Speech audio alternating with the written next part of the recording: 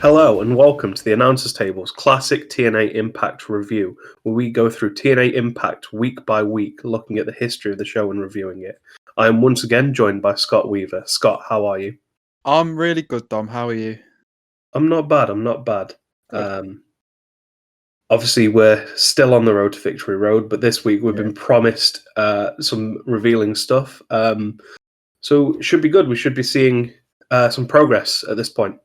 Yeah, we're still driving along the road. It's quite a long Mm. road. It's like another month-long road. Yeah. But it seems like we're moving further along the road to the Yeah. Victory Road. Victory. It feels like it's been going quite slow. Like they haven't been building so far, but this will be like the start now that they've got a month to go. Yeah, there's been roadworks and a few diversions, but Yeah. we're back on the motorway now, so it should be okay. But yeah, this is the first real show where we're starting to see it come together. But before we get into it, we're going to take a look back at October 1st, 2004, see what was going on in the world. Mm. In the UK charts, Here we go. can you guess who is number one? Right. Is it Eric Prydz? It's Eric Prydz with Call on Me. Still number one. You know what? One time I will guess it and it won't be. Oh yeah. And Oh yeah. the pop will be legendary. It's going to happen eventually. But yeah, at number two, because I thought we'll look deeper in the charts because we can't just focus on Eric every week. At number two is Ronan Keating with I Hope You Dance. I listened to it. It's bad. I mean, Ronan Keating, was he in Boyzone? Yes. Okay, that's my Ronan Keating knowledge. I think he was also on Corrie. Was he? I think so, briefly. No, he wasn't. Right, I'm gonna have to search that. I don't think he was in Corrie, was he? I think so. But you can see why Eric Prydz isn't being knocked off the top with the quality of songs that are coming out around him. Are you not thinking of that Shane guy? Maybe. Shane Duffy. Shane? Yeah, you are. You're Keith Duffy. Right. Keith Duffy. I was thinking of the Brighton centre-back. The other Irish.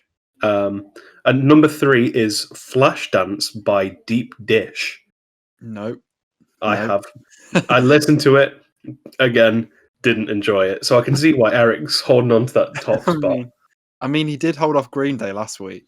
Yeah, I was going to say, he had a big title defense, but this is like a B pay-per-view where he's just defending against Ronan.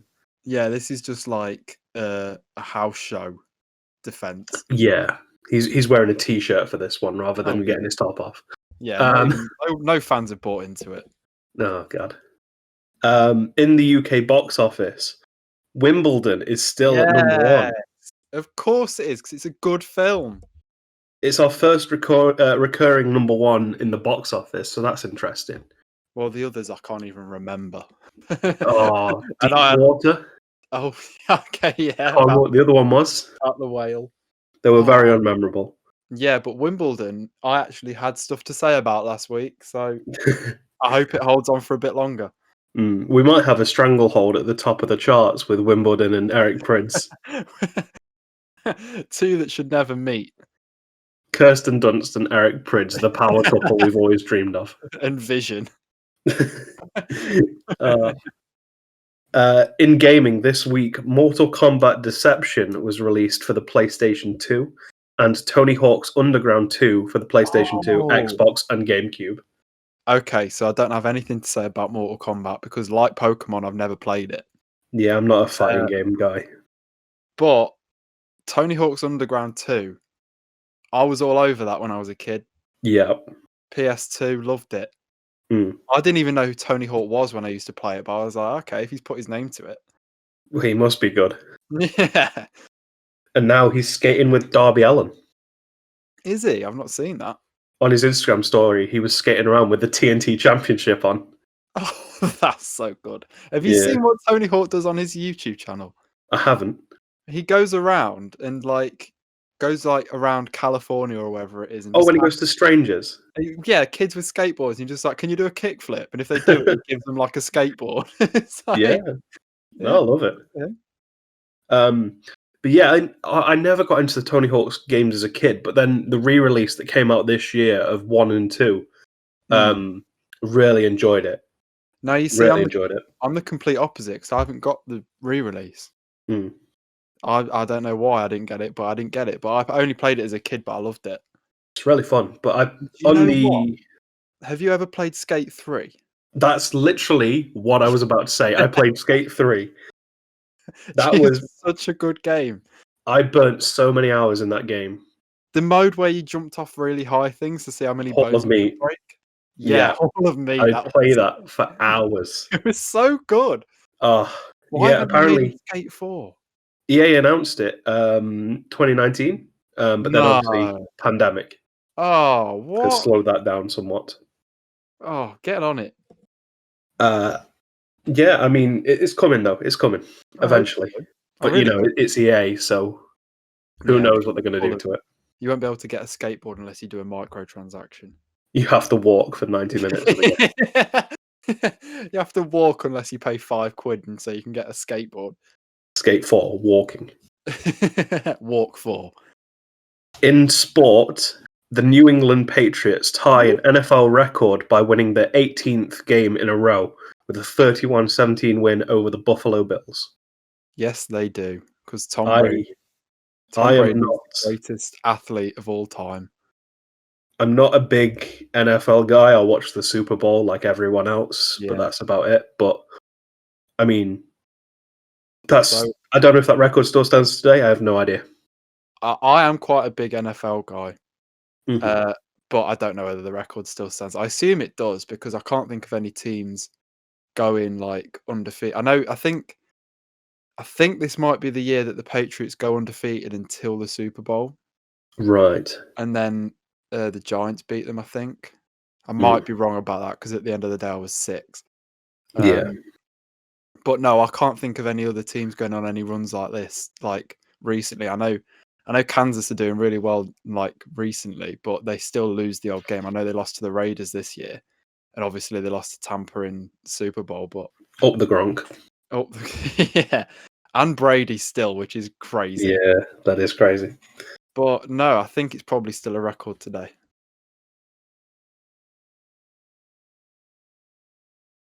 Champion Scotty Pippen announced his retirement from basketball. Oh no, I don't know how into basketball you are. I'm really not, to be honest. I mean, I get the NBA games when they're free on PlayStation Plus. Hmm. That's about it. Yeah. So I didn't know much about Scottie Pippen, but then this documentary came out about Michael Jordan. I know he was a big part of the Hmm. Chicago Bulls winning a lot Right. of titles, and he didn't get enough recognition for that. Like he was a big part of that. Right. So yeah, he's one of the top players of all time. So I just thought I'd throw it in there Yeah. I for our mean, American viewers. I know the Chicago Bulls were good, but Mm, probably like a lot of people that don't really know much about basketball, I just thought it was Michael Jordan. So yeah. And in the world of wrestling, no. WWE the Sunday after this show hold their No Mercy pay per view, and I just thought we'd take a quick look at what went down. Yeah. So, in the first match of the non-pre-show, because we're not acknowledging the pre-show, Don't exist. Eddie Guerrero defeated Luther Reigns with Mark Jindrak 13-13. I mean, I'll be completely honest. I don't really know much about Luther Reigns. I know that he's not good. That's probably why I don't know much. Yeah, he's like notoriously not very good. I think he was like with Kurt Angle when Angle was in his wheelchair phase. Okay. Right. Um, That says everything. you know, when you're in your wheelchair phase as a kid. Yeah, yeah. Everyone has a wheelchair phase. Oh yeah. Uh, I remember mine fondly. oh, those were the days.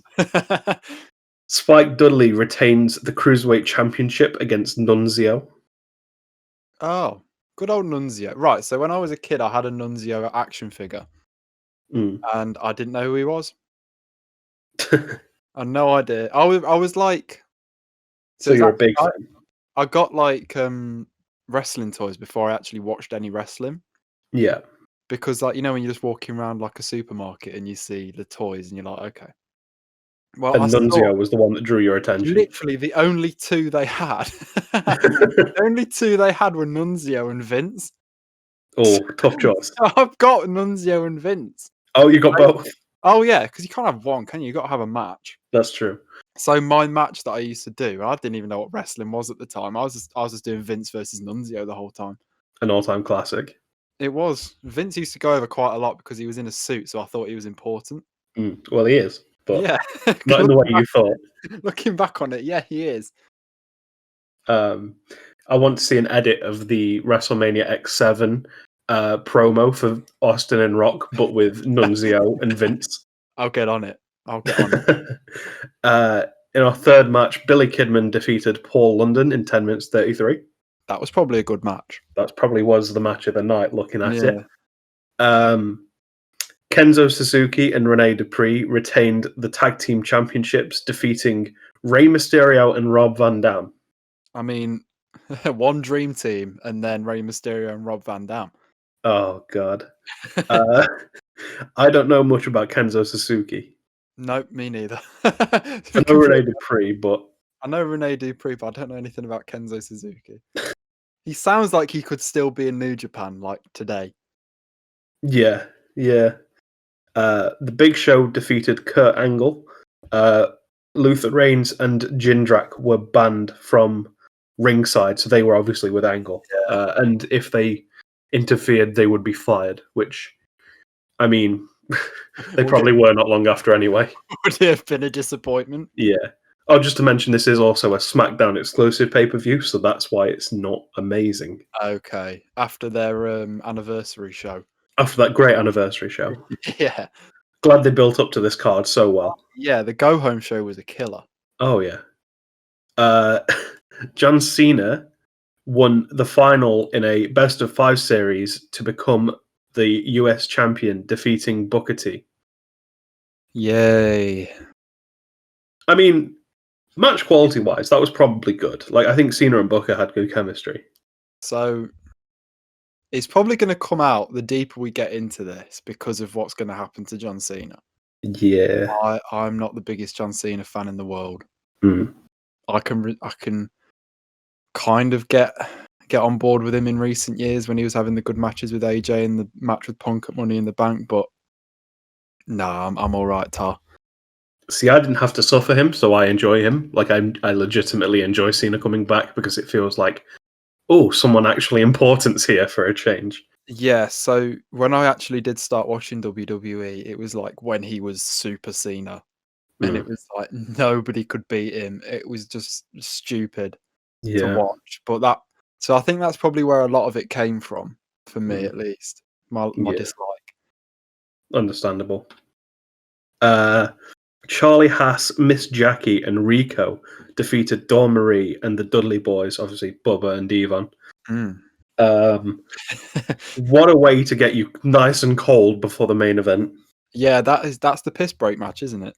It really is. And like, my God, like they love to put in something different before the main event, but give me something to work with. I mean, looking at it, it's not terrible wrestlers. Like it lasted 8 minutes. Obviously, the Dudley Boys are good. And Yeah. I know Charlie Haas was good. Somewhat because World's Greatest Tag Team and all that sort of stuff. But Miss Jackie and Dawn Marie? I don't know. I know Dawn Marie wasn't great in the ring, and I think Jackie was all right. But yeah, it was to get the crowd down for the main event, I think. Yeah, and in your main event, John Bradshaw Layfield defended the WWE Championship against The Undertaker in a last ride match. Yeah. So this one's obviously remembered for the limo at the side of the ring when Taker almost slipped and basically killed himself, stood on the limo. And I think he gave JBL a last ride through the roof of the limo. Yeah, wasn't if I remember correctly. Something along those lines, either through it or onto it. I can't remember where they went through. But in the end, JBL won. Yeah. Doesn't feel right. Shouldn't be winning that match. No. It was a strange time. Yeah.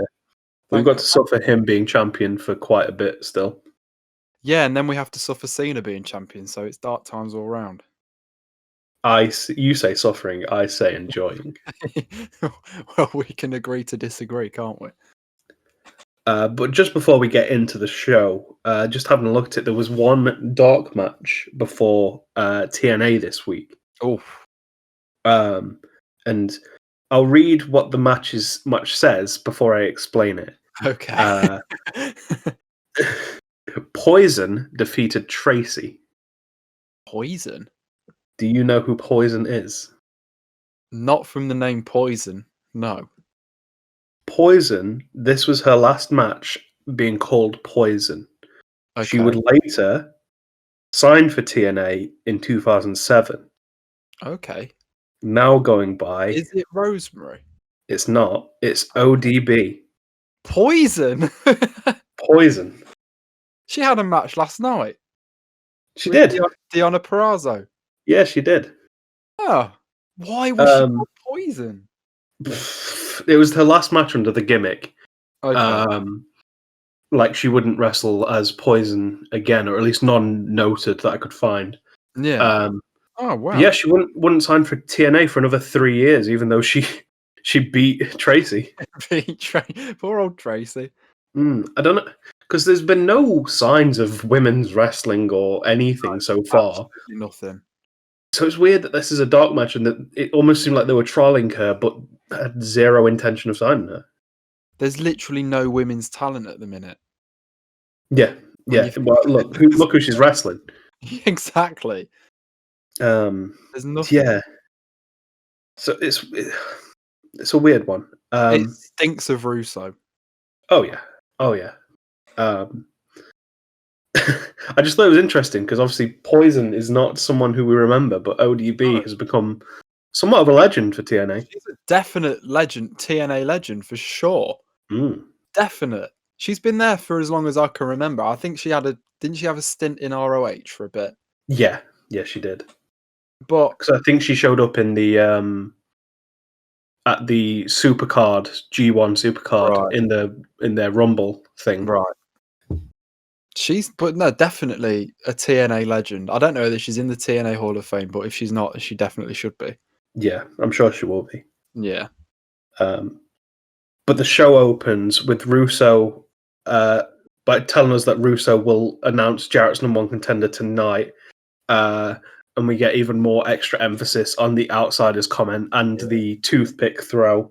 So yeah, I noticed the toothpick this week. How could you not this week? Yeah, I mean, I didn't notice it in the last week, but yeah, it was in slow-mo and everything. Yeah. We're then shown a recap of James Storm and Christopher Daniels winning the tag titles last week, and the brawl between Monty Brown and Jarrett. Yeah. And then we see a clip from Explosion of Raven confronting Monty Brown before he gets hit with a pounce. I wrote, "No, we're not covering Explosion." And then we see a brawl between them two, Jeff Hardy and Abyss. Yeah, so my note was Raven ? What is Explosion ? ! What's going on? So, an interesting fact, actually. Explosion, so that was their secondary show, like SmackDown, but even less important than SmackDown is to WWE. NXT UK. It's barely NXT UK because it doesn't have Walter. But neither does NXT UK most of the time. But Explosion actually stopped being produced last week. What? Last week was the last ever TNA or Impact Explosion, which a lot of people didn't know they were still doing Explosion. Yeah, I didn't know that. I didn't even know it was a thing in like 2007-8. But what's interesting is Explosion has seen Jeff Hardy as much as Impact has. Yeah, that's a good point. That's disappointing. Yeah. Why? But then finally, we see Jarrett demanding an answer on his opponent last week before the show opening. And as the show opens, we see a sign in the crowd. I don't know if you picked up on this. Remind me. It said, "Get better soon, Johnny Devine and Andy Douglas." Oh, what? So, I didn't see so, the Johnny Devine bit. so I have some context. Okay. So you'll notice that Team Canada come out later. Yeah. Johnny Devine wasn't there. No, it was Eric Young and Bobby Roode. Yeah, and then also Williams as well. Yeah, and Scott D'Amore, yeah. Yeah, so the only one not there is Devine. Okay. So this is taken from Wikipedia. So if anything isn't right, blame Yeah. Wikipedia. Yeah. Devine and Andy Douglas of the Naturals were involved in an altercation after leaving Bar Nashville in Nashville, Tennessee. Oh. Devine was stabbed in the stomach, and his Really? gallbladder and a foot of his lower intestine were removed as a result. And this was like this time of the year? Yeah. Oh, God.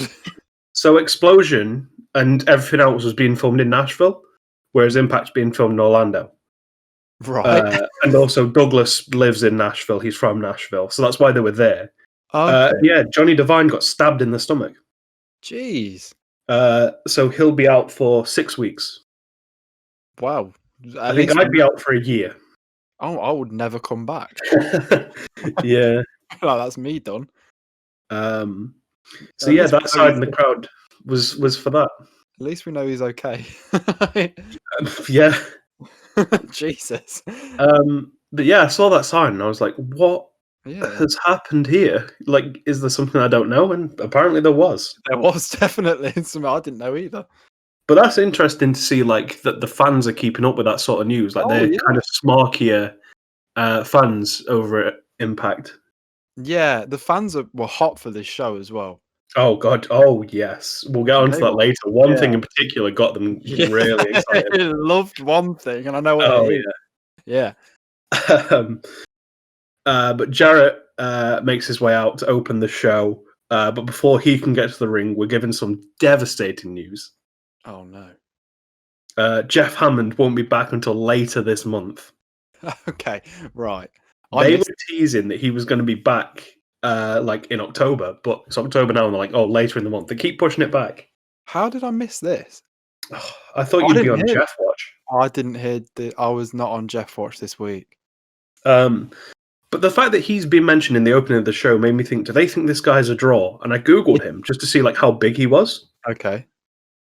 I didn't note the year actually, but he would go on to wrestle in a house show match. What? A TNA house show match? Yeah. So, him alongside fellow motorsport announcer Hermie Sadler and Team 3D would wrestle America's Most Wanted, Jeff Jarrett, and Eric Young. What? Jeff Hammond and the boys won. Jeff Hammond's a draw. Jeff Hammond is the draw. When does he win the title? Do you know where that house show was? Because if it's anywhere other than one of the southern states where they just it's in one of the southern states, yeah. It must have been, yeah. They can't be putting him over in like somewhere northern. They can't be putting him over in New York. So I had a quick look at what happened, and America's Most Wanted and Jarrett walk out on Young, and then Team 3D put him through a table. They get the pin. So it turns into a 4-on-1 handicap. It's basically a 2-on-1. Yeah, pretty much, but still. But Hammond and the other guy are wearing like Impact shirts, like you can tell they just didn't bother. Somebody else later in this show is just wearing an Impact shirt. Oh god, yeah. Yeah. A lot of people are just wearing Impact shirts in the crowd as well. Almost like they've been like, yeah, just come in, give you a t-shirt. Yeah, come and watch some wrestling for an hour and we'll give you a shirt. We're also told that Dusty is currently speaking to the championship committee backstage, and boy, will we be kept up to date with that. Oh, we know everything going on inside that room. Don't you worry, we'll be kept up to date. But Jarrett comes out, and first he wrestles Brian Gamble. As the graphic showed up, the word Brian came first, and I was like, is it? It can't be. So did I. But unfortunately, it was not Brian O. It was Brian Gamble. When Brian popped up, I was like, no, it can't be. Can it be? It wasn't. Oh my. But Gamble is, from my research, best known for having a match on WWF Jacked in 2001 against Perry Saturn. Yeah. Gamble was obviously booked as a jobber to come in, loose Saturn, and make him look strong. Yeah. Gamble was in his hometown, and he didn't want to look weak in front of his mates. So he started no-selling Perry Saturn. Perry Saturn didn't take too kindly to that. No. And he brutalized him. Is there any footage of the match? I watched it, and like some of the spears and the tackles are like rough. Oh Christ! But it's reported that Saturn got him in a arm lock in the rings of Saturn shoot, like for real, so that he'd tap. And yeah, he tapped and then held it for a little bit and then let go. But yeah, the match lasted 4 minutes, and just halfway through, he just starts no-selling him, and it's just like, oh no, you've made a mistake. Perry's a big man. Yeah, but so I did my own little bit of research into Brian Gamble. Yeah. He is trained in mixed martial arts. Right. Probably smaller than Perry Saturn, but still. Oh, a lot smaller than Perry Saturn. Yeah. There is some interesting things about Brian Gamble that I found on Wikipedia. Again, it's Wikipedia. How true they are, I don't know. Mm. So the first thing that comes up is that he is trained in mixed martial arts. And through this, he got an appearance in a Mortal Kombat film or TV show. What? He was in Mortal Kombat Conquest. I think that's the movie. Yeah, so he was in that. Do you know who he played? He was just an extra, I think. But okay. He was he was in it. Hmm. He appeared on American Ninja Warrior. Oh, wow. And he set the world record in The Wall. What? So I think that's the one where they have to run up the vertical wall. Yeah. Yeah. The vertical wall where it like goes upwards and you have to grab on and pull yourself up. So he set the world record for American Ninja Warrior in The Wall. Wow. He went on to appear on Roller Jam, which is a roller derby, like roller hockey sort of thing. So ice hockey on roller skates. Yeah. He was a skater on Roller Jam. Okay. He played for teams in New York. Mm. And then he went on to be a bodyguard for Alice Cooper. Wow. And Queens of the Stone Age. So, wow. Josh Homme's band. Brian Gamble has had a hell of a life. He actually has. He's mental. So I was expecting to Google him and just find out I was a jobber for TNA for like 2 years and then he did nothing. Yeah, and just move on. But yeah, no, he had a pretty varied life. You know, it makes you wonder, like, how did no one sign this guy? And then you watch him wrestle and you're like, that's why. Yeah. Yeah, and if he's gonna no sell people because he's in his hometown, then you're not gonna sign him.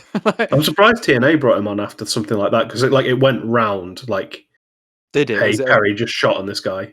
Oh, okay. Because he no sold him. Oh, okay. Yeah, no, he was there for like 2 years for TNA, I think. Yeah, so I think another thing I read, I think he comes back and does a few more. He does, yeah. He jobs a bit more. I don't know. I think one of them was to Monty Brown, but I'm not sure. He absolutely adores a spinning kick, as you'll see in this match, and you see in his match against Perry Saturn as well. And you can tell that he's been trained in some form of like striking martial art because he threw it well. Yeah. I just didn't find his wrestling enjoyable. No, he didn't really get much in. So yeah. Jarrett immediately goes to the outside in this match, slamming Gamble against the announce table and the guardrail, just to try and sell like how frustrated Jarrett is with Russo. Yeah. Gamble gets back into the match with some right hands, but misses with a spinning kick before being clotheslined by Jarrett and then hit with a stroke to win in 2 minutes. Yeah. Nothing special, but I like the storytelling. Don't like that Jarrett's matches, everyone that we've seen, immediately goes to the outside. Oh, yeah. Both of them haven't they? Yeah. And I love a wrestling match that stays in a ring, so. Yeah.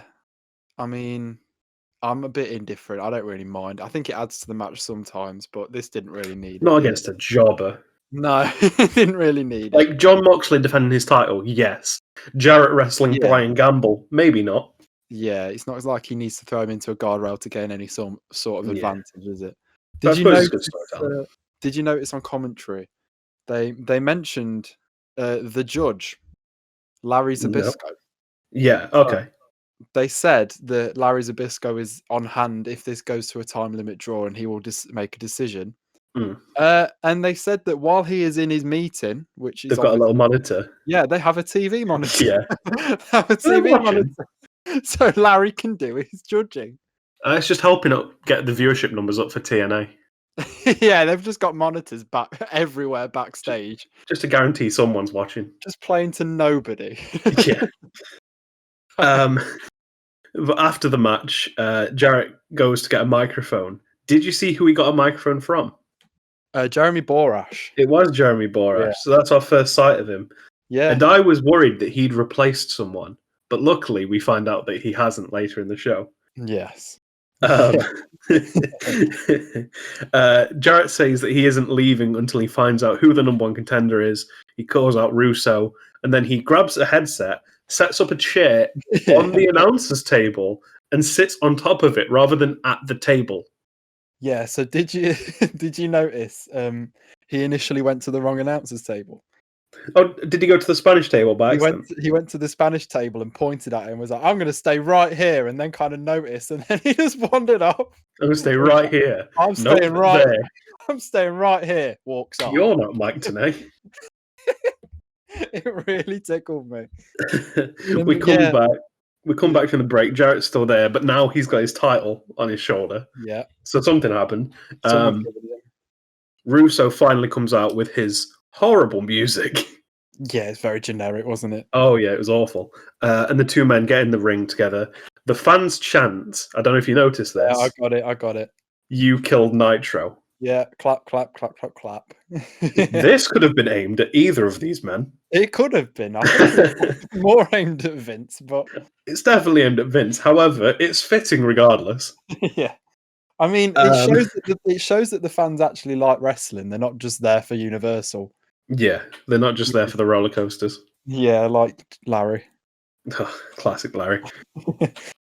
Russo says that he's spoken to the same outsiders as Jarrett, and he thinks that they just don't cut it, saying that the real talent is in TNA.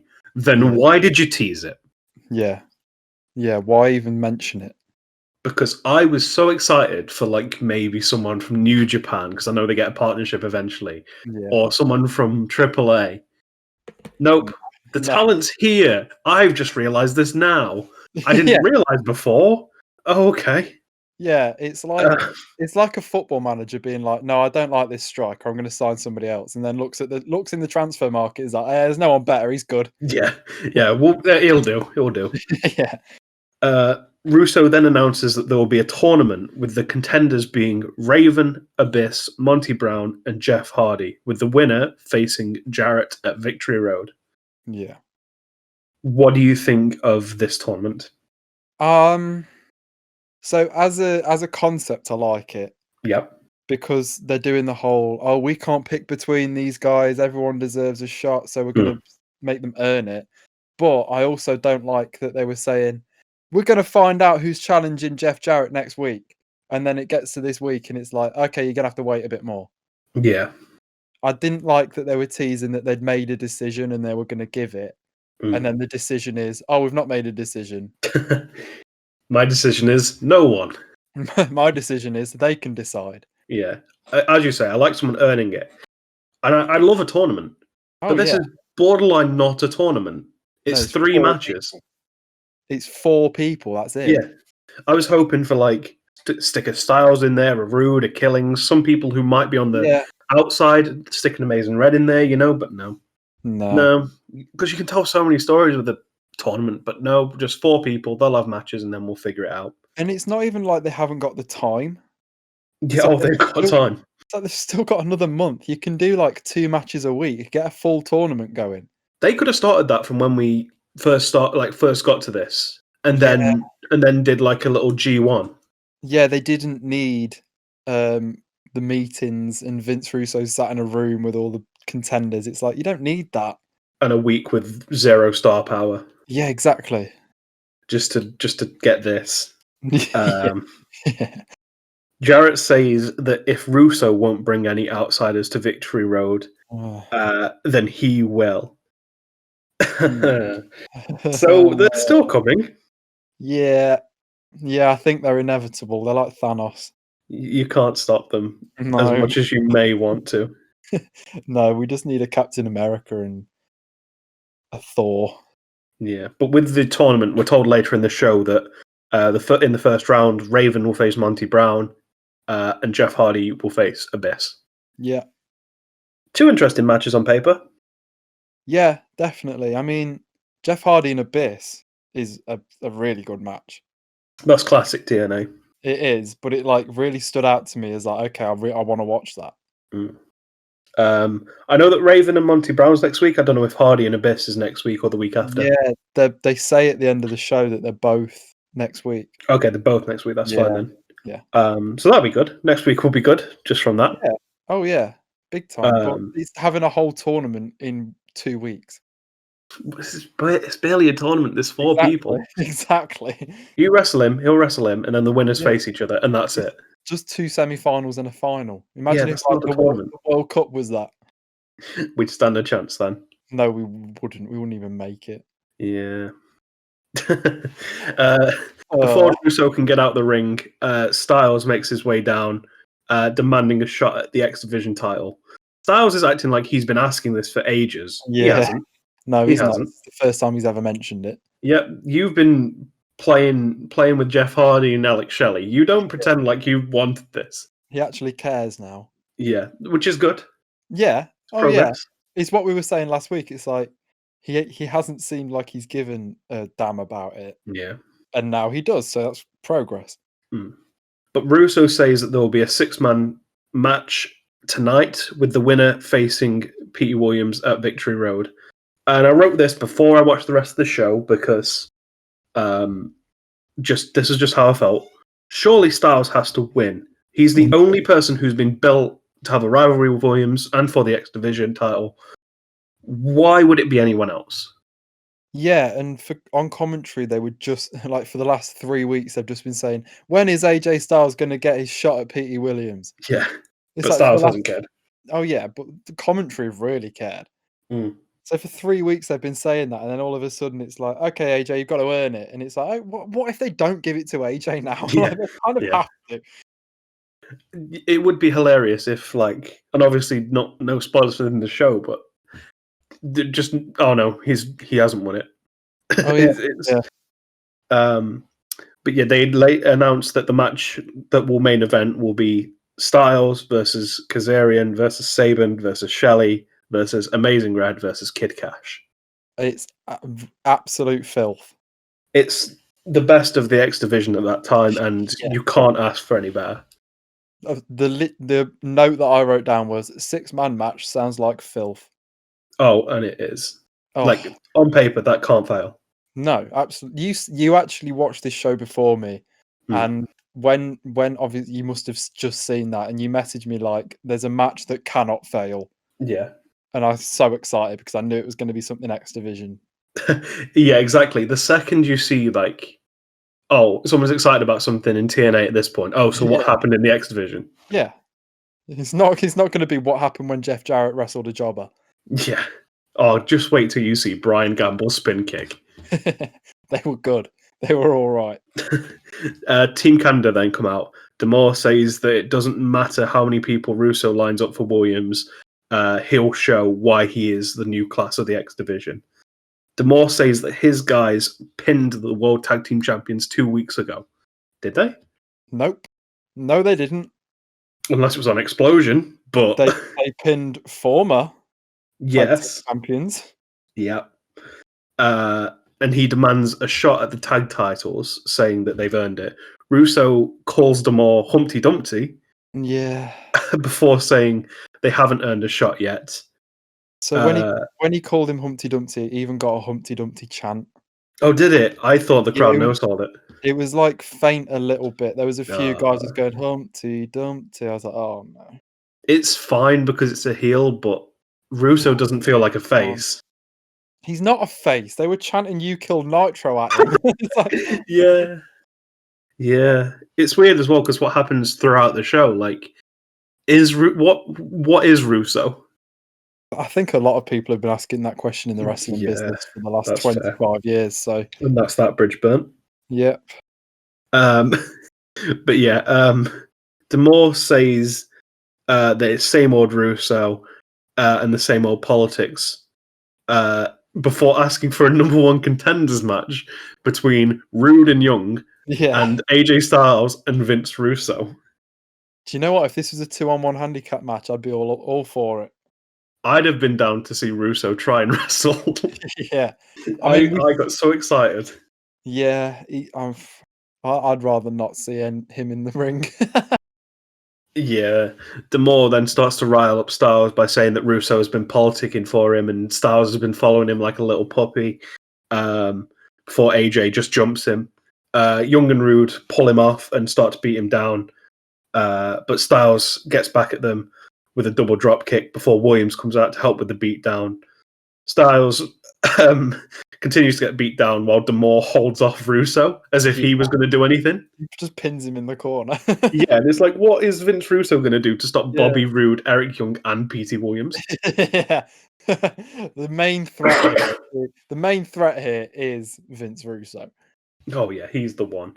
Yeah. But 3 Live Crew with BG James Yeah. surviving. Wait, this one I think was recorded at the same time as last week's episode, but that can't be true because BG James is here. So how many are we in? We're 4 in. Yeah, And if they're doing 2 at a time, then this has to be recorded. yeah. Oh, maybe they were just trying to get a bit of sympathy. Did they kayfabe BG James's house being hit by a hurricane, or have I misread the thing about pre-recording? I mean, maybe. They might have done. If BG James' house is kayfabe destroyed, then I'll be all over it. He just couldn't be bothered to go out with for their segment last week. So they were like, what can we say? He's like, okay, we'll say the house has been destroyed. Yeah. But yeah, the 3 Live Crew come out to make the save as the segment ends. We don't see any more 3 Live Crew throughout the night. And we don't know why they have any interest in Styles. No. Maybe they're interested in a tag title shot. I don't know. Maybe they want to be 4 Live Crew. Oh, if Styles gets dragged into that mess, I'll be very upset. So they're trying to get... So the whole point of 3 Live Crew is to get the different races in, isn't it? Yeah. That's what they were trying to do. So maybe they want a cowboy. Ooh. Or somebody from Georgia. Yes, that's what's missing. My favourite race, Southern. Because BG James isn't enough. But overall, this was a crazy segment where we had 2 matches basically announced for Victory Road. Yeah.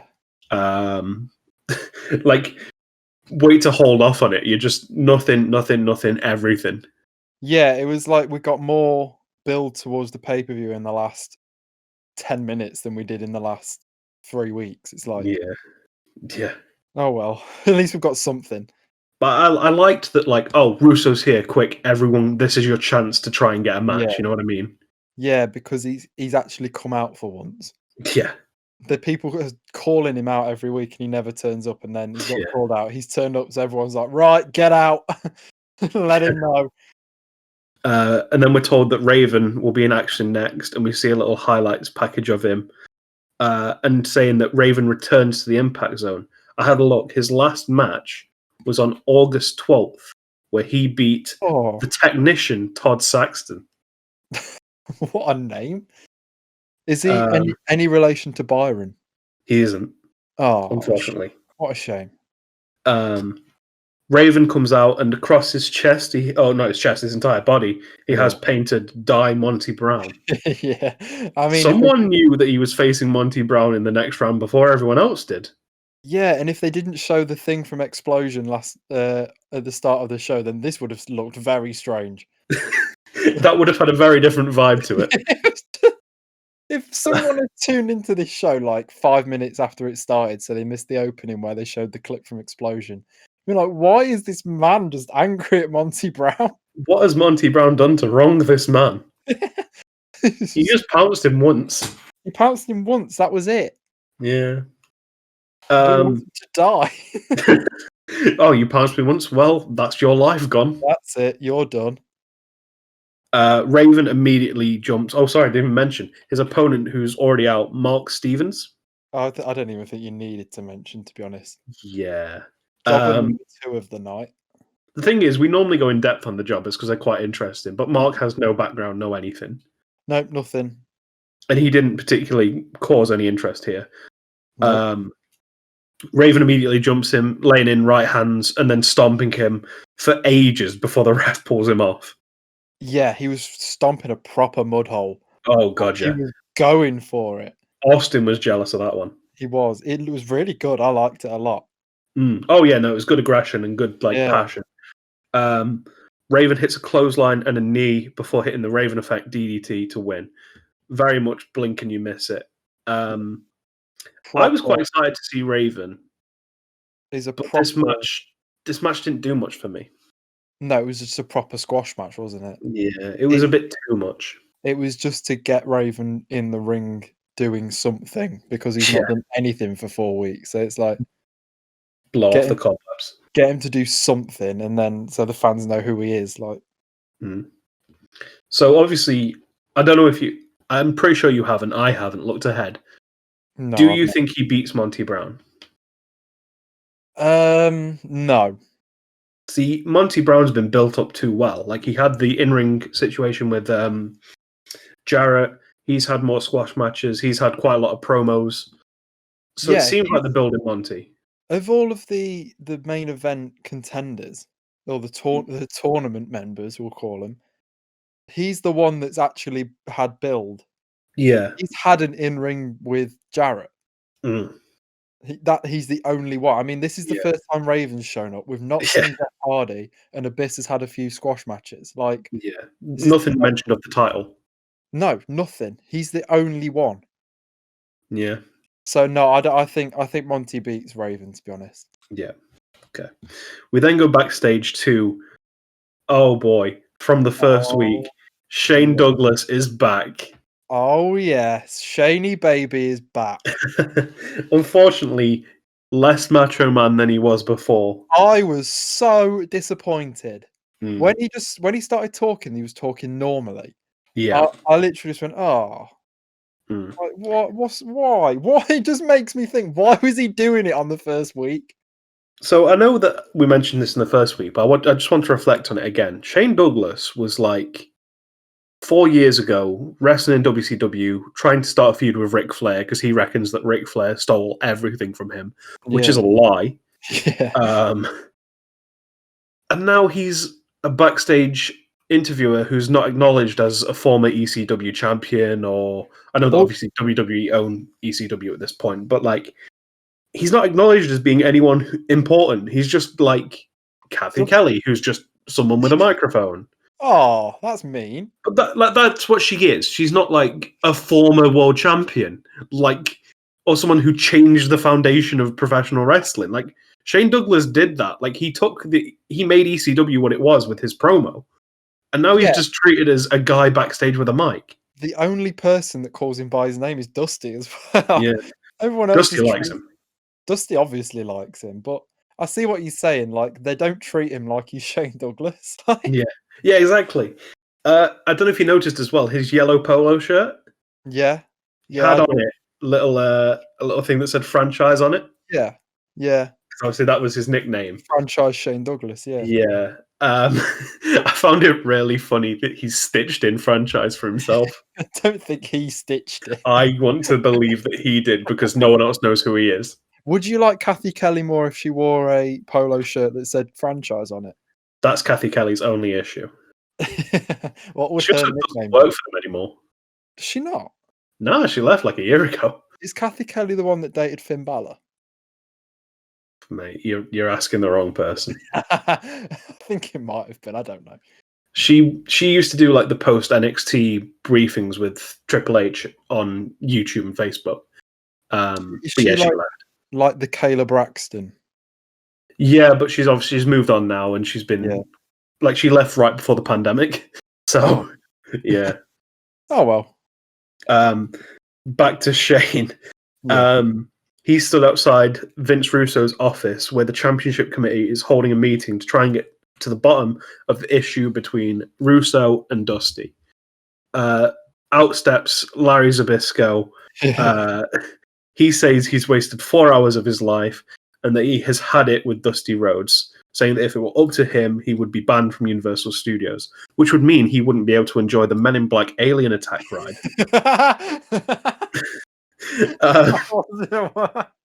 I wasn't ready for that. But yeah, Douglas says that he won't go anywhere until he finds out what is happening behind the door. But Zbyszko just told you. I love that it rhymes. It's the Men in Black alien attack ride.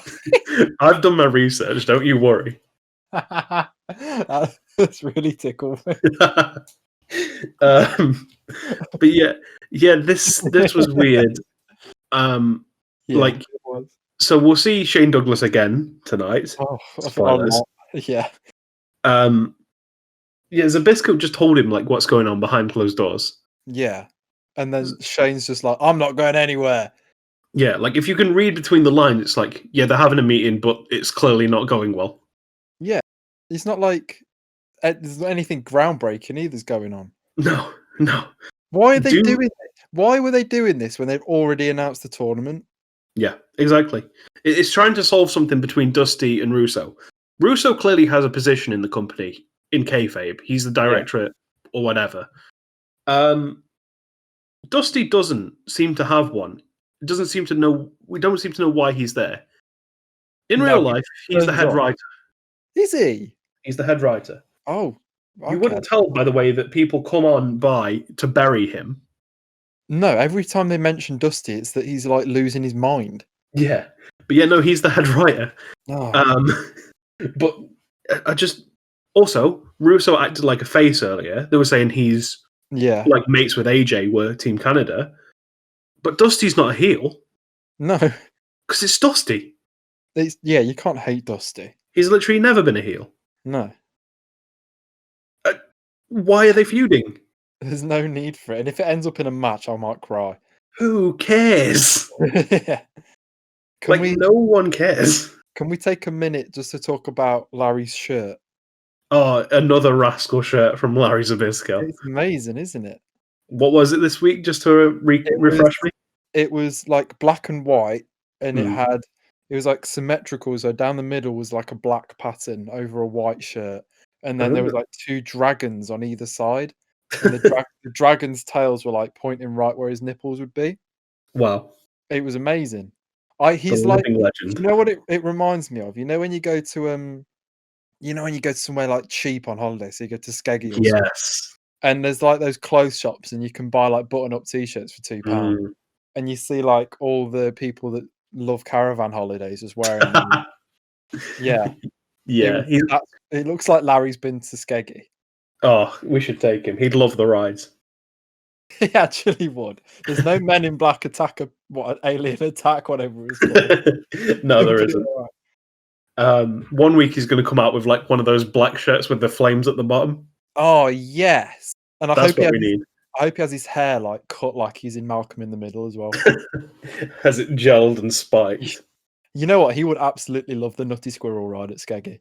Oh, he would. We'll have to take him. We will. We're then shown a recap of a Monty Brown promo. He says, I presume this was an explosion as well. Yeah.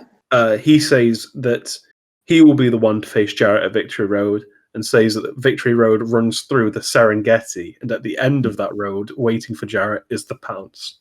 He didn't say it like that, though, did he? He didn't, but I'm not going to say it like he said it. I'd like you to pronounce Pounce how Monty Brown pronounced Pounce, please. That's a shame. Oh, one day. One day he will. I'll get you to do it. If he wins the title at Victory Road. Okay, I'll hold you to that. If he wins the title at Victory Road. Okay, I'll remember the that. Serengeti. Yes. Why is Monty Brown from Tanzania in some way? Because that's where it is, the Serengeti. I'm glad you said that because I don't really know where that is. No, I don't think he's from Tanzania. I think I've got no idea. The only thing I can think is like he's the alpha male, and So that kind of makes him like a lion on the Serengeti. Hmm. I don't know. I think they just heard the word Serengeti and thought, that's a cool sounding word for Monty Brown to say. We'll Yeah, build him from there. that's something we can like script in to say every promo. Yeah. I mean, it works. It really works. It does, yeah, but it's He's a really good promo. he is. His intensity is ridiculous. Mm. I'm really surprised he never went to WWE. He's into every. Oh my god, could you imagine? They'd love him. They would. Yeah, I don't know how that didn't happen. There's only one thing that Vince wouldn't like about him. Yep. I can. Yep. I'll leave that there. Yeah, you can look into that one. Yeah. Oh my god! After the Monty Brown promo, Here we go. we see a Jeff Hardy music video. Yes, we do. And I would like to claim that I called this. That it is Jeff Hardy's band. It is the song Modest. And It was awful. It is Perox Wygen. I hated it. Why?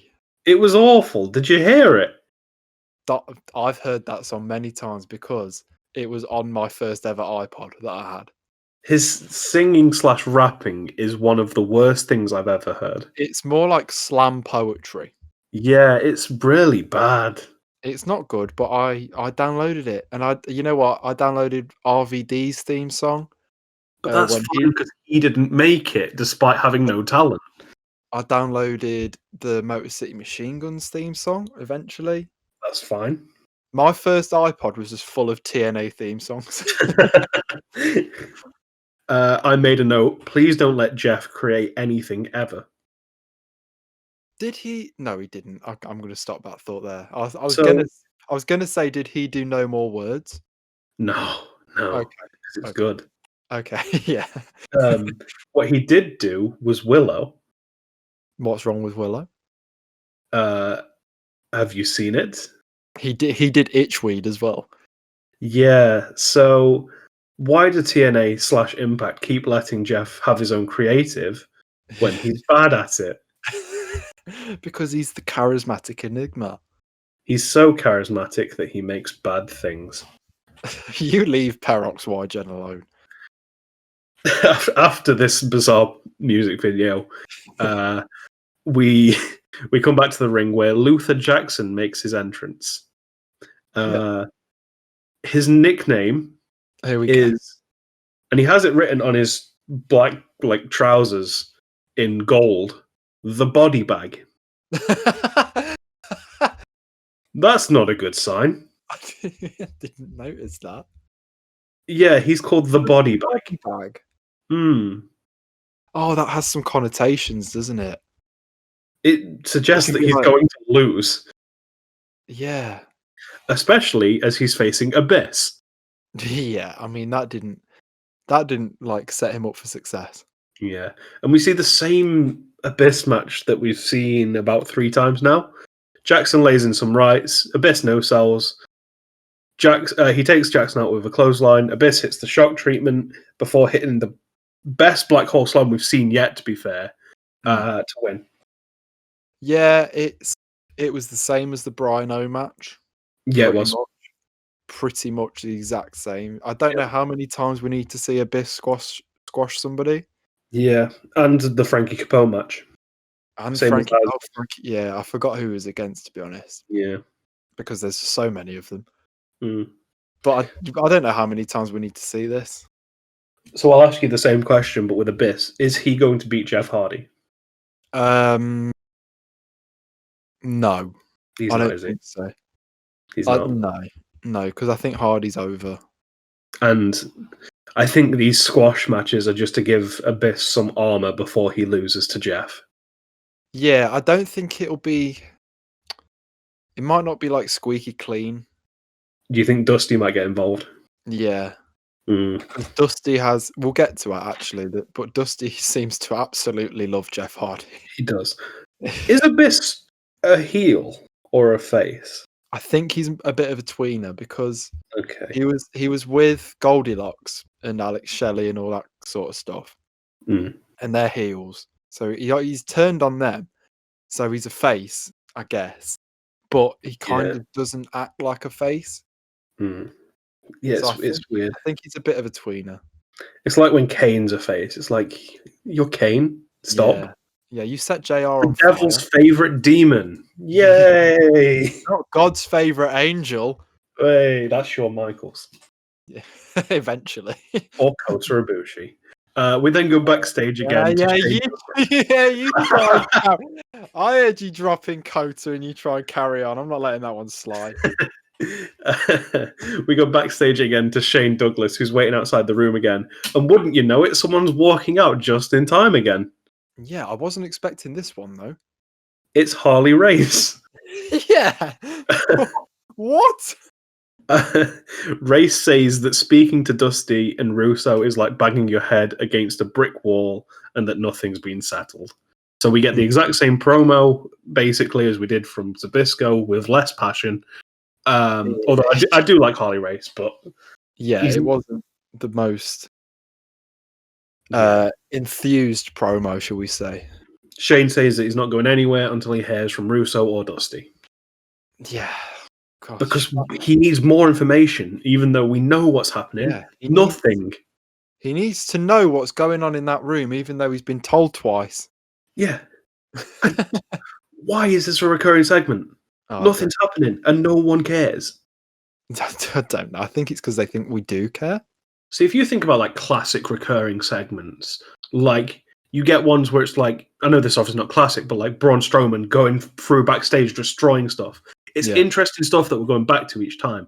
This time it's just, which legend's going to speak to Shane Douglas next and tell him nothing's happening?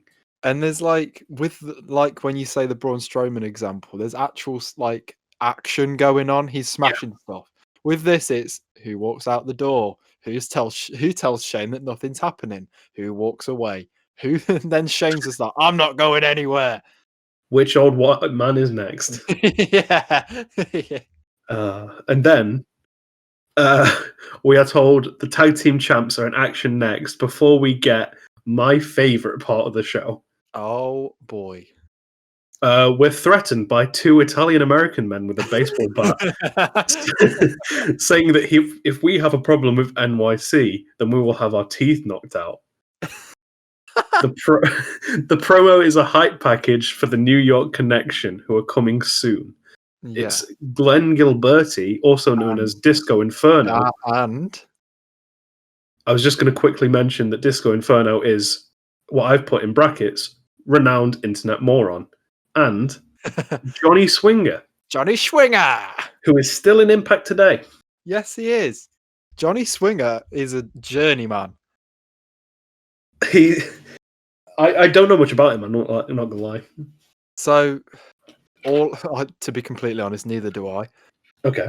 All I know is that he says his name funny. Okay. And he goes like, Johnny Swinger! We also see their valet, who is Trinity.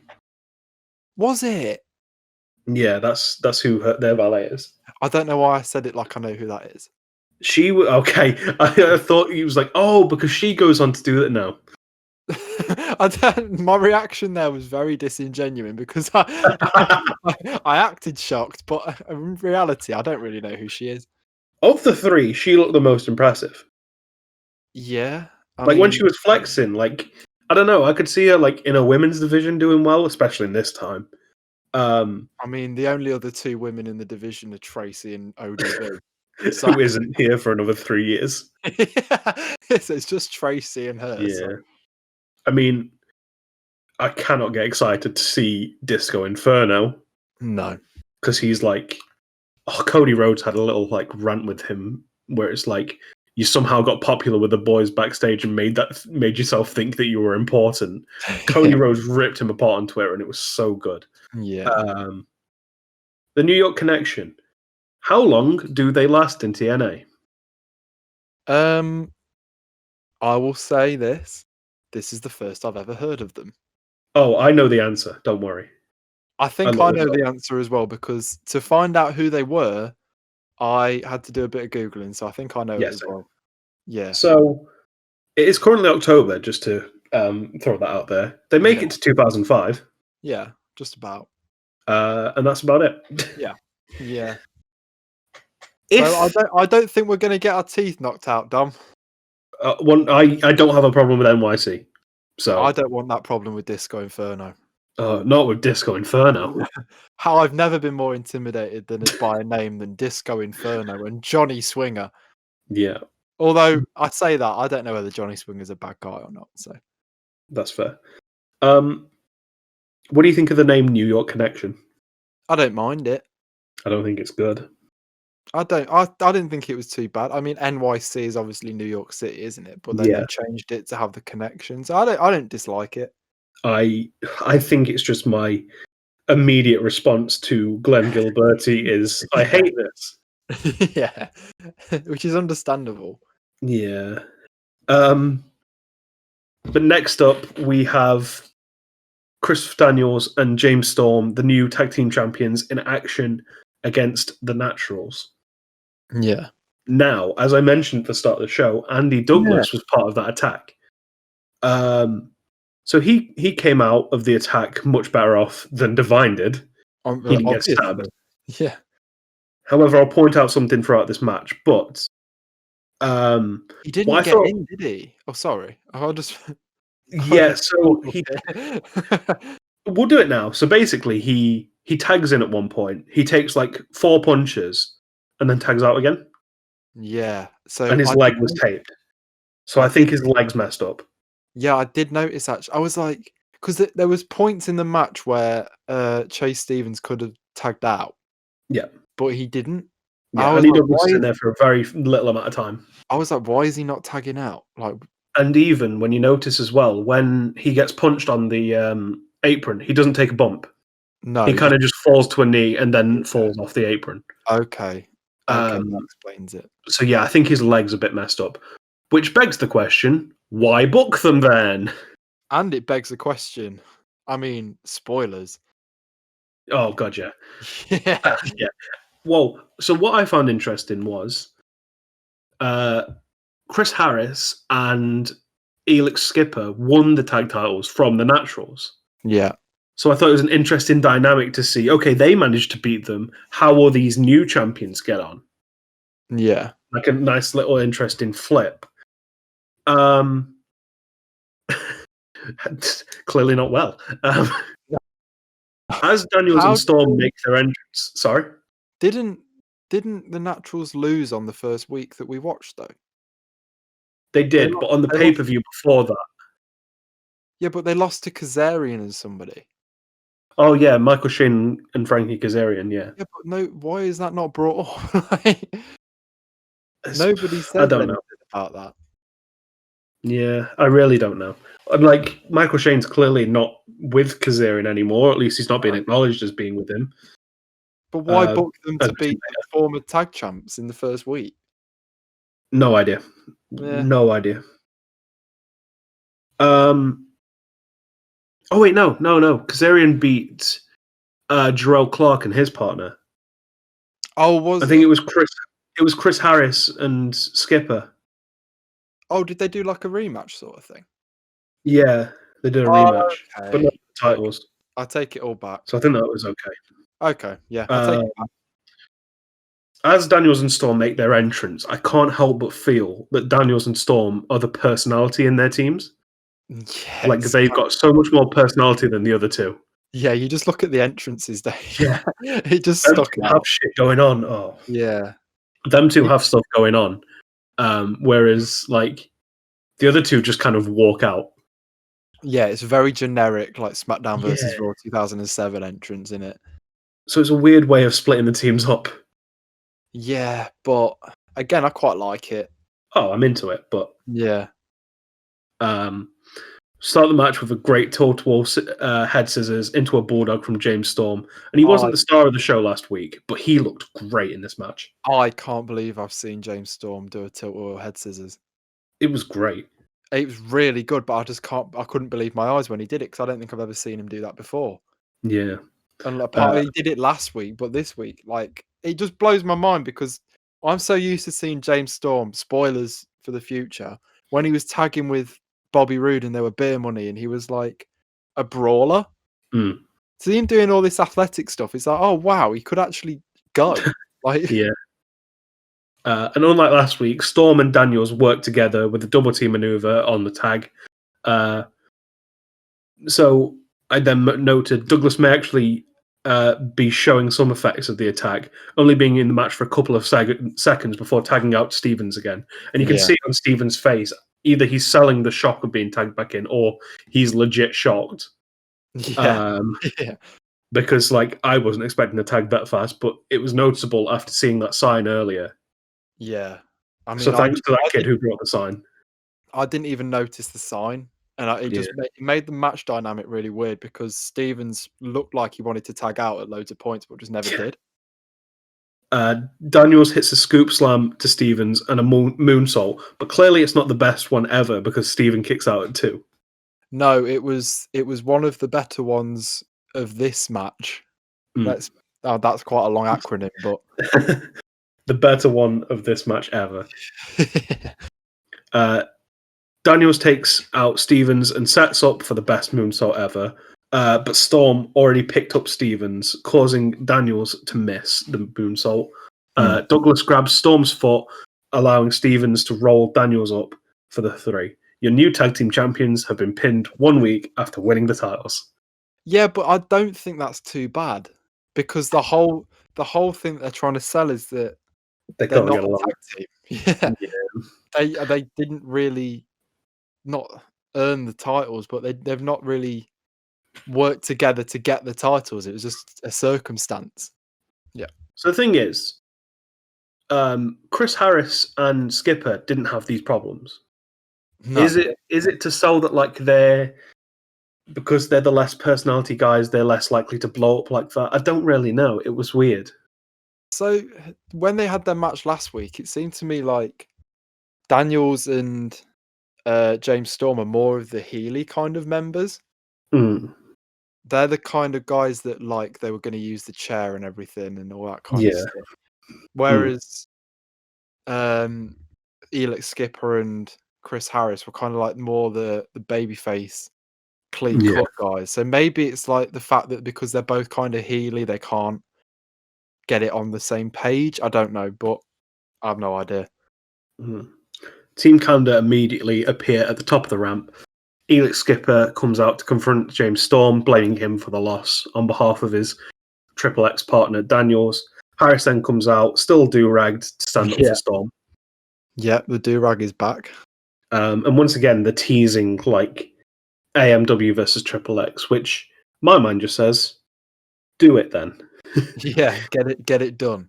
But I'm hoping it is going to be Rude and Young versus Storm and Daniels, because that'll be a hell of a match. And I want Team Canada to get some gold. Or some more gold. But what I liked about this segment is that they now have 3 teams that all have a genuine shout for having a title match. Yeah. Because the Naturals can say, look, we're former champions and we've just pinned the current champions. Team Canada, obviously, we've got Scott D'Amore saying that they pinned the champions when they were the champions and all that kind of thing. Yeah. And Elix Skipper and Chris Harris can say, well, we want our rematch. Yeah. So you've got 3. It's kind of built a division in one segment, I think, because now you've got 3 teams that all have a viable shout at having a match.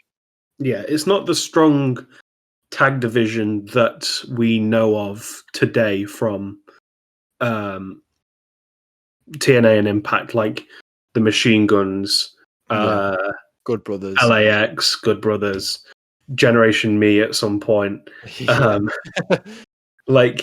not the classic tag division, but you can see some inner workings where we're getting towards where we need to be with it. It's probably the best story so far on the show around a championship, I think. It's one of the few. Yeah, I mean, the world title story it's a load of, like you said, a load of old white men arguing. Yeah. But I think this is a genuine story. You've got these 2 guys that aren't a team and they're partners, and you've got Team Canada involved, and then the Natural. There's an actual build around this, and I quite like it. Yeah, and I appreciate that there are only 3 belts in the company. Yeah, so far. Well, yes, but right now each one feels important. Yeah. Yeah, and that's great. everyone is kind of built towards wanting a title as well. Yeah, that's the direction for everyone. Yeah.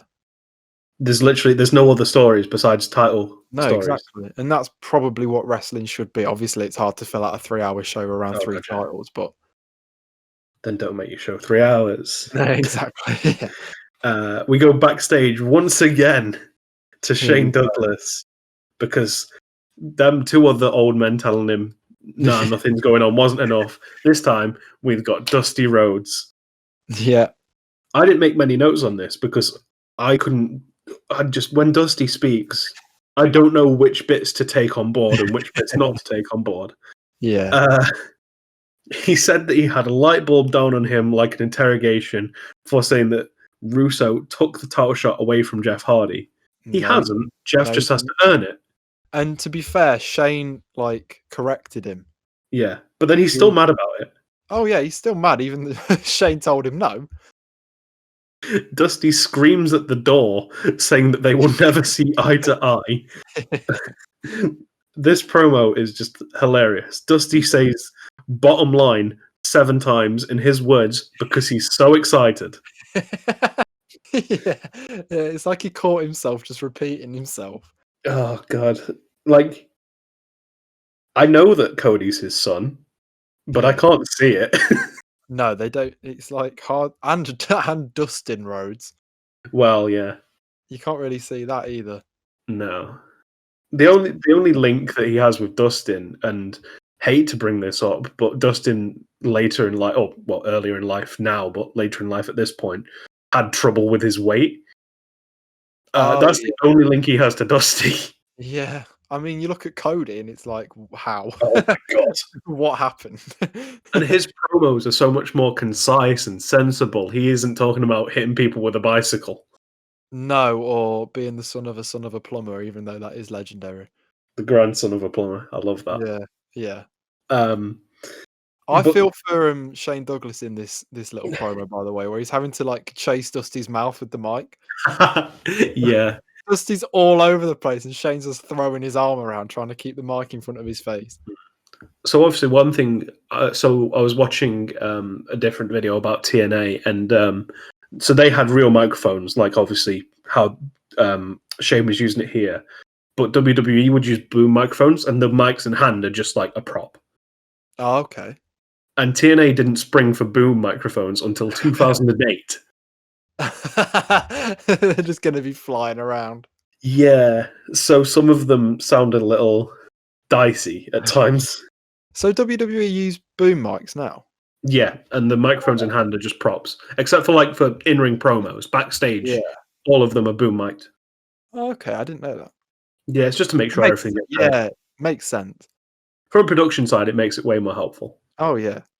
But yeah, TNA, nah, we can use a real microphone. Yeah, Shane's just got to have 8 arms. I mean, what else is he going to do? Wrestle? No. No. I want his new gimmick to be the special investigator Shane Douglas. Yes. Just standing outside doors, not believing information until he hears it 3 times. I'm not going anywhere. This time, I think he leaves, maybe? I don't know. We don't hear from him again. Who knows? He could still be there next week. If he's still there next week, but he's a bit dirty and really tired, I'll be into it. Yeah. And Russo just for some reason hasn't left his office. Russo sleeps in there. Yeah. We go back to the ring, and Mike Tenay is in the middle of the ring asking for everyone's attention. He announces that Victory Road will be taking place in Orlando, Florida, and the crowd go nuts. They go absolutely wild. So at this point, most of the pay-per-views were held in Nashville. Yeah. But Impact was held in Florida, in Orlando. I prefer that it's in Orlando. Yeah, I mean, I was surprised because at the start of the show they said they were going to announce where Victory Road was going to take place. Yeah. And I was surprised that it was Orlando because I thought if they're doing an announcement, it might be somewhere different. Madison Square Garden. Yeah, that's what I thought. I thought, oh, it'll be in New York or. There's only one reason that it couldn't be that. Is it because No, well, yes, but if Mike Tenay gets in the ring and goes, "Where's it going to be, guys?" in front of a Oh, Florida yeah. crowd, and he goes, "New York," New the crowd York. would boo. The crowd would Yeah. boo. So it Okay. had to be Orlando, Florida. The crowd lost their minds though. Imagine if he'd have just gone like Pennsylvania. I didn't think of it like that. Yeah, the crowd would not have been on board. Yeah. Uh, but then he says that he has another announcement, and he announces that next week, Rowdy Roddy Piper will be in the Impact Zone to make a major announcement about Victory Road. Yeah. Please Yeah. don't have a match. Please don't wrestle. Just do your announcement and like be a good promo, and then Yeah. thank you very much. So I was tossing back and forth after seeing this as to whether to say this or not. Okay. I've watched a lot of Roddy Piper stuff from the past, like not just Roddy Piper in particular, but like old WrestleMania stuff like that. Yeah. I'm not a fan. I'm not a fan of Roddy Oh, Piper. really? I So don't think so. If you watch any of his matches that are considered legendary, what happens is there are very few occasions where he doesn't win, or where he just loses clean. He'll either lose dirty or they'll brawl to the back. That's every Roddy Piper match. There's only one match where he loses clean, and it's to Brett for the IC title. And it's a really good match. But every other one of his matches, he just brawls to the back, and they get counted out. And I hate it because you can see it coming a mile off because Roddy refuses to lose clean. So I haven't personally gone back and watched too much Roddy Piper. Mm. I haven't seen too many Roddy Piper matches. I've seen like the classic promos, you know, the ones that they show. Oh, especially when he passed away. Yes. But I don't know too much about him. I think it was more of his charisma and his heel Yeah. work that Yeah. he was known for more than his in ring. Yeah. And that's fine. I'm more of an in-ring fan than like. Obviously, I Oh appreciate a good yeah, promo. yeah. So am I. I prefer like matches to promos, but Yeah. I And think he, for Roddy Piper in that time period when it was like what early 90s, mid 90s, he was like breaking bounds with his heel stuff. yeah. I mean, he was like Hogan's main foil for years Yeah, before everything kicked off. I mean, he was part of the reason that WrestleMania 1 worked so well. yeah, with Mr. T and all that. But just don't make me watch him because I can't stand it. I've got a good feeling that he probably won't be wrestling next week if he's just there for an announcement. Yeah. Even some of his promos are a bit gibberish at times, but they're all right. Yeah, I mean, Have you he seen might, the one where he paints himself half black, half white? I have, yeah. Um, Yeah, Uncomfortable. bit of a risk, but Did you see about what happened with that actually? no. So he had a solution backstage to be able to wash it off, obviously. Yeah. Andre the Giant flushed it down the toilet. So Roddy Piper had to go to the airport half black. Oh no. Yeah. There's some legendary Andre the Giant stories Oh god, yeah. about It's ribs he used to pull. yeah, he's a strange guy. I love him. Have you heard about when he just used to shoot on Macho Man? No. So Macho Man, for some reason, knew that Andre didn't like him. Mm. Like apparently they got on and everything, but every time they used to have a match, Andre would just full on shoot and just hit him as hard as he could. And Nice. there was a clip in a match between Savage and Andre, and Andre's got him in the corner and he chops him down, and these chops are like Oof. proper chops. And Macho's in the corner and he's like going for like the Yokozuna thing where he sits on the jumps up and Yeah, sits yeah, down on the yeah. chest. Bonsai drop. Bond, that's the word.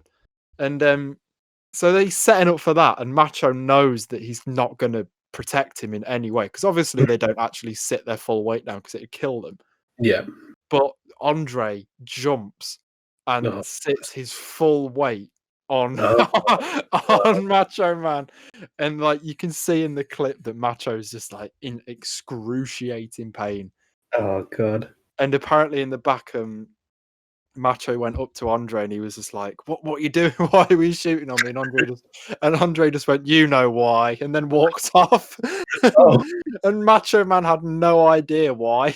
oh no. Yeah, Was he like defending Hogan because he hates Hogan? I I've really got, don't know. I've got no idea. He just said, "You know why," and then walked off. And Uh, Randy had no idea why. oh dear. Yeah. But finally, it's time for our main event. The number one contenders match for the X Division title at Victory Road. AJ Styles, Kid Cash, Kazarian, who isn't Frankie, he's just Kazarian, Chris Sabin, Alex Shelley, and Amazing Red. Yeah. As they all make their entrance, AJ Styles is the only one who gets pyro. Who's winning this match? Yeah. It wasn't really set up to be important, was it? No, but it's a nice little It's a nice little way to end the show. Oh yeah. Everyone in the match is a former X Division champion except for Alex Shelley, but he gets called Baby Bear, so he doesn't deserve it. Not yet. And AJ's lyrics do have the "Get Ready to Fly" lyrics, but it's not right. It's not quite right. It was. It was pretty much there. Yeah, but it's not quite right, is it? It was near. It was close enough. Yeah, it's getting there, but it's not there. One day. You know what I mean? I know what you mean, but it's not got the same like dudum, dudum, and then it says "Get Ready to Fly" and then all that kind of stuff. Yeah. No, it's not quite there yet. I see what you mean. So, Scott, in the build-up to this recording, Yeah. I have been warning you that something really irked me about this show. Yeah, so you warned me that there was a rant coming. There is a rant coming, and it will come after this match. As I was watching the show, I was sitting there thinking, what could the rant be about? And I couldn't see anything, so I'm looking forward to this. So until this match started, I had no idea that this was two men in the ring at once having to tag out or tag in to be part of the match. Which, okay, that's fine. It probably prevents it from being a mess. Like, 6 men at once, it might be a bit hard to look at. But then immediately it's chaotic. So Kazarian starts the match with Kid Cash, I think? No, with Sabin. Yeah, because Kazarian was fighting with Alex Shelley over who was going to be first. Yes, that's it. Yeah. But then people just start immediately ignoring the tag rules. And they just jump in for no reason. And the ref does nothing. They get it on like lockdown a little bit in the middle of the match. Yes. It starts to look normal eventually. And then they lose it again. Yeah. Styles blind tags in off Amazing Red to face off with Kazarian. But Red wasn't the legal man. Right. Like, he just wasn't. Yeah. It was because no one's tagged at this point, so it's still Kaz and Sabin. Yeah. But, okay, we'll ignore that because we've made a tag, we're making progress, stuff's happening. We come back from the break, and Red is in control of Kazarian. Kaz then gets on top of Amazing Red. He gets him in place for Shelley to hit a drop kick. And then it looks like Shelley's going to do him the same favor, let Kaz come in for the drop kick. But he clotheslines Kaz. I really like that. Yeah, that was good. Like, I think they're both heelish, but it's like the heels who don't like each other, which I'm fully on board with. Yeah, they're not heels that are going to team up just because they're heels. Exactly, love that. Yeah. Just after the drop kick, Amazing Red's do-rag falls off. Yes, and allowing us to see his curly ginger hair. His amazing red hair. So that's why he's called Amazing Red, is it? I don't know. I assume it must be. But I didn't realise he was ginger. Have you seen It? Yes. Have you seen it when? Oh, it might. Have you seen the clips of the guy that plays Pennywise out of character when he's got the full makeup on? Yeah. He looks like Amazing Red. Yeah. So I find it weird when a white man wears a do-rag, but you get that do-rag back on, lad, whilst you've got that curly ginger hair. That is not a star. You put it back on, Pennywise. Exactly. I know later in his career he goes bald. Does he? Oh wait, yeah. So I know that, like late 2000s, like 2009, he shaves it into like a faux hawk, which is all right. Better. Yeah, because So I've got an image that basically he's Rey Mysterio. And obviously I know that Rey is bald. He's Rey Mysterio and Doink. Yeah. But I just thought he was bald. I didn't know he had curly ginger hair. I was so upset by it. Yeah, I knew he had hair. I didn't realise it was that kind of hair. Yeah. It looked like, you know, when Halloween comes round and people go into fancy dress shops and they've got like the clown wigs. Yeah. It looked like one of those. Yeah, it didn't look good. Bless him. Kid Cash tags in, and we see this is when I saw a sign in the crowd. On one side, it had CM Punk. Oh, I didn't see this. Okay, so you see the person like flip the sign at one point, but this Right. sign had CM Punk on. Okay. And I thought, okay, he's left the company at this point, but I understand it's CM Punk. You would want it back. So I thought that was interesting. Then you see them flip the sign. On the other side, in full capitals, it says yes. And I wrote, big Bryan Danielson move. I wrote, is this a time traveling mark from the year 2014? Like, because that's a sign that you'd see in 2014. Do you know what? If there's anyone in 2014 that was a mark, could time travel, they would go back and watch old X Division matches. They would. So it makes sense. Yeah, this is a time traveling mark who took their sign from WrestleMania 30. Yeah. And came to this random TNA show. Either that or they're big ROH fans. Was yes a thing in ROH? Absolutely not, but they That's what I'm saying. Okay. That's what I'm saying. Like, why would he have yes on the sign? And the CM Punk? Oh, yeah. Wow. Maybe. Because like they were like the top two like indie darlings in WWE at that point. Yeah. Not in 2004. Well, WrestleMania 30 is when Punk left. Yeah. It must have been. Maybe. I had no idea what was going on. It just baffled me. What did they look like me? Because I would have gone back and watched old X Division matches and held up a sign. I didn't get a good look at them. It could have been you. I think we should go back and look just to make sure it wasn't me. We'll double check afterwards. Okay. Kazarian tags in, hits an incredible slingshot leg drop to Red. Like he goes over the top rope. So smooth. Glad we're finally getting a good look at Kazarian. Oh, we get good looks at him throughout the rest of this show. It's the rest of this like era of wrestling. He's so good. Yeah. Kaz tags in to Shelley for a double team, but pushes him immediately after, not forgetting what happened. Red sweeps Shelley's leg before hitting a standing moonsault for 2. That looks really good. Then he hits a cutter and a code red, but everyone powers in to break up the pin. Yeah, and this is where it kind of took a little bit of a turn. So one thing that irked me with this was everyone jumped in to break up the pin. That's fine. Yeah. No one did that earlier for any of the other 4s. I think that's because Code Red, they kind of knew it was his finisher. That's fair enough. Everyone starts brawling, and it's everyone get your stuff in time. Yeah. Sabin hits running powerbombs Cash, and then the ref counts. Neither man was legal. Hate that. Hated it. Neither man was legal. Why would you count? Why would he count? Kazarian breaks up the fall anyway, so it's fine, but neither man was legal. Nope. Kaz hits a drop kick to Sabin before Styles hits an incredible face buster. Oh, where he sits out. Yeah. Oh, beautiful. Red breaks up that pin. Cash comes off the top rope from out of nowhere onto Kaz with a frog splash. That looked great. Yeah, he's got such a good frog splash. Red immediately follows up by hitting a spinning kick to Cash, and Red charges Shelley, but he's sent over the top rope and into Kaz, whose trunks I just noticed at that point when Red gets thrown over the top rope into him. They say the coolest on them. Yeah, and did you notice that it was on the back of his coat as well when he came, or his like jacket when he came in? I didn't see it. I saw he had a black jacket, but I didn't pay much attention, to be honest. Yeah, it was sparkly, wasn't it? And then he like did a little spin when he hopped up onto the apron, and it said the coolest on the back. And in my head, I was like, "What?" It doesn't. What does that even mean? It doesn't really feel that he has a character that suits him yet. No, it's not like he's the EST of TNA. No, but I mean, is he the Bianca Belair of 2004 TNA? Do you know what? With his little ponytail. Well, if he could like whip somebody with that, that'd be quite impressive. You know when he just goes up to Styles and does like a tiny little whip? Just a little slap on his face. Just get used to that. That'll get over one day.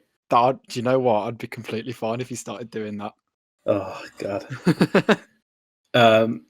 Cash wipes both men out on the outside for literally no reason. Like he just dives to the outside. Because apparently we don't want to win this match. Nah, it's all about the spots, isn't it? Oh god, yeah. Saban then hits an enziguri to Shelley, which is the first time that they really did anything to each other. And I was thinking, like, if they avoid each other, maybe it's like them thinking about putting them together. But no, not anytime soon. Yeah, it's a bit early for all that. We have a lot. We have a lot of Alex Shelley and Chris Sabin as singles guys first, which is really sad. And We have a lot of the baby bear time travel. But yeah. But no, we have a lot of singles stuff, so I think we've got quite a ways to go for that. I mean, it'd be nice to like establish them and then see where they go, like see where they came from. So that's all right, I think. It's kind of a bit of a negative of watching back when you kind of know what happens. Yeah. Because as soon as they, like you say, as soon as they like avoid each other for a little bit, we instantly think, "Oh, this is them." Yeah, but it'll pop us. It'll pop us so hard. Big, but it'll also take away like the surprise factor, I guess. Yeah, but when we see it coming, we know what we're in for. So it's like, go on. I can't wait. They were my favourite things about TNA. I love them so much. But after attacking Shelley, so dives to the outside for no reason because he doesn't want to win the match either.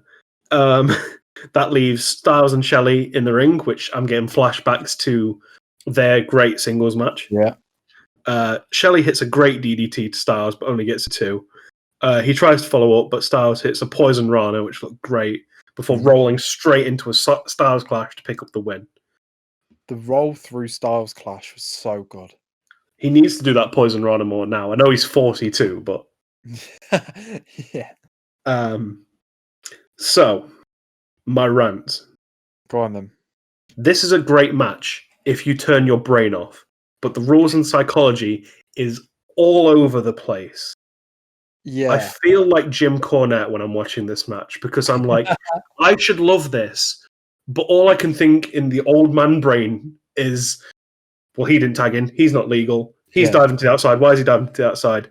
I should love this match. This is everything I want from a match. And I hated it because of the rules not being followed even slightly, not making any sense. There was like barely any psychology. This is the difference between what the Young Bucks do and what they get accused of. This sort of match is what they get accused of. Yeah. Where it's no psychology, it's just flips. No. Every Young Bucks match tells a bit of a story. You see the match with Jericho and MJF, there was a story. They brawled more. They tagged out. It wasn't about rolling into tags. They just tagged each other to make sure that they could beat them up more. This is not what the Young Bucks do. This match is not what the Young Bucks do. They don't dive to the outside for no reason. They don't tag in for no reason or just come in for no reason. They have psychology. As much as people love to tell you that they don't, they do. This match had no psychology, and it made me dislike a match that I saw on paper and went, I am going to love this. And I didn't. And I'm really angry that I didn't enjoy it. I completely understand as well. Yeah. I completely get where you're coming from. I love the X Division. This is what I grew up on. I loved it. I hated it. Yeah. I'm in the same boat as you. I really didn't like it because of the same reasons you were saying. I mean, to start with, like 2 minutes into the match beginning, they went to an advert. Yeah. And then they came back and there was 6 minutes left. So they went to adverts for 3 minutes. In a 6-man match. And what they said, I don't know whether you caught this on commentary, Don West said, we would show you what happened during the adverts, but it was too fast paced. Yeah. He's like, what? Also, what if this match was a draw? Does Larry have to pick out of the 6 men who won? Yeah. Poor Larry and his TV. Poor Kid Cash who hadn't tagged in at that point. Yeah, so I completely get where you're coming from. And when they started doing the tags and they were tagging in and out and they were actually following who was the legal man. I know what you were saying about Amazing Red not being legal, but you can kind of look past it. Yeah. When they were actually following who was the legal man, I thought, okay, this is going to be quite interesting. They could do a false finish with this. You could have somebody like Saban hit a finisher and pin, but he wasn't legal and all that kind of stuff. But as soon as Amazing Red hit the code red and they all came in to break it up, I was like, okay, yeah, they don't care anymore. Yeah. So Yeah. they're done with that. And the referee, who should be upholding the rules, he didn't care. He Yeah. was whoever gets the pin can, yeah, you can have a count. You can have a count. Everyone gets a count. It was like Oprah with the count. It was like it just didn't help the match, the tag element. It would have been a better match if it was just a 6-man free Yep. for all match. Yep. It really would. I could not wait for this match, and I'm so mad that it wasn't Yeah, great. Like, I yeah, remember when after we watched Styles and Shelley, and you said, "Oh, I don't know, there could be a better match in like a week's time," and I thought, "Oh, here it is. We've already yeah, beat it." And yeah. they didn't do it, and I can't believe they didn't do it with the talent in the ring. And the only kind of upside I think to this sort of match is I hope they learn from it. I Yeah. hope I hope that they realize, okay, that didn't work. And in the Yeah. future they'll give us these guys, but give us like Chris Sabin versus Kazarian for 10 minutes. Yeah. Give us Amazing Red and Kid Cash for 10 minutes. Like, give us Mm. these amazing wrestlers and let them tell a story. Don't just put them all together and be like, yeah, go out there, do some flips, it'll be fine. Because like, I know what you're saying. That's what the Young Bucks gets accused of. The Young Bucks get accused of being spot monkeys who are just there to do flips, and it's wrong because this is what spot monkeys doing flips are. And I Yeah. hate saying that about these 6 guys because they're all incredibly talented. Yeah. And we've seen single matches from all of these guys. Like, Yeah, personally, I haven't seen Kid Cash, but I've seen a singles match from every single one of these guys, and I've loved it, and it's been yeah, great. yeah. So I know they've got it in them. So I don't know why this happened. No, it was just Whoever agented this needs firing. yeah, it was just a bit of a mess and a waste of talented guys. Yeah. I think they should have gave this half an hour as well, like they did the tag Yes, title match last week, because it's a number one why contenders match. why is a number 1 contenders match only 10 minutes when there's 6 guys? It's crazy. In the whole sort of, if you look at it kayfabe wise, 6 guys, it should be a longer match. Yeah. You look at Yeah. a Money in the Bank match, that's a longer match. Takes about half an hour. Yeah, exactly. 6 guys, it should take longer for a finish to happen because there's more people to break up a pin. There's more people to hit their finishes and have false finishes and all that kind of stuff.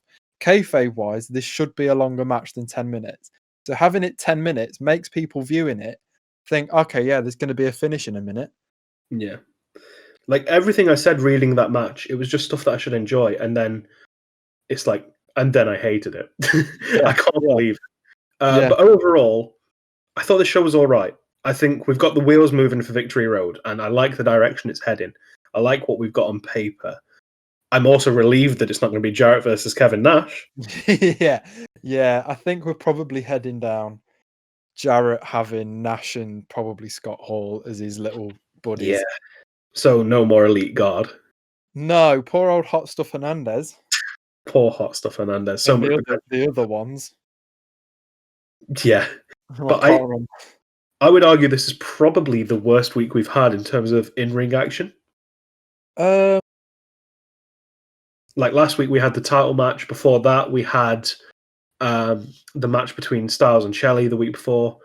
The yeah, first week we had the Naturals and Harrison Storm, where Douglas could actually wrestle. yeah. I mean, I didn't love the first week in ring. Yeah.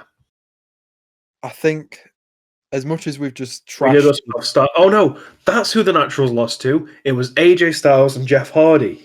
Oh yeah, the Dream Team. Yeah. Yeah. So there we are. I mean, I think probably the first week for me was probably the weakest in ring Mm. because I know we've just trashed this match, but it's still 6 amazing guys and they were doing Oh, good spots. But like, It's the potential that makes it so much more annoying. yeah, and yeah, it's the psychology and everything around it. But in ring, it was good. Yeah. But the psychology wise and that it was just terrible. But next week we have a big show. We've got not that big show. Yeah, not Paul. No Paul. We've got the number one contenders matches for the NWA title beginning, as well as Rowdy Roddy Piper. And personally, I'm excited to see what happens. Yeah, I mean, I'm glad they've actually, because a lot of the time they don't really say what's going to happen next week. Yeah. Yeah, this is the first time we've really had it built. Yeah, the show ends and then they go, "Thanks for watching," and then the show ends. Yeah. This time they like the match, the 6-man match finished, and then they went to like promos. Yeah, they did. And they showed like next week Monty Brown versus Raven, next week's Jeff Hardy versus Abyss, and then you get promos from like each of the contenders, apart from Hardy and Raven. Apart from Hardy and Abyss. Yeah, we got a Jarrett one in there. Yeah, we got Jeff in there. And then we get a weird graphic of Roddy Piper. yeah. But it was like the first week they've actually built to what's happening next week, which is for me. It worked for me because I'm excited to watch it. And of course, you at home can find out what happens next week by tuning in again to the TNA Classic review. Check out the links in the description. We have theannouncerstable.com where Scott is bringing you the latest news, and we've got more videos coming as we move on. But thank you for watching once again. Goodbye.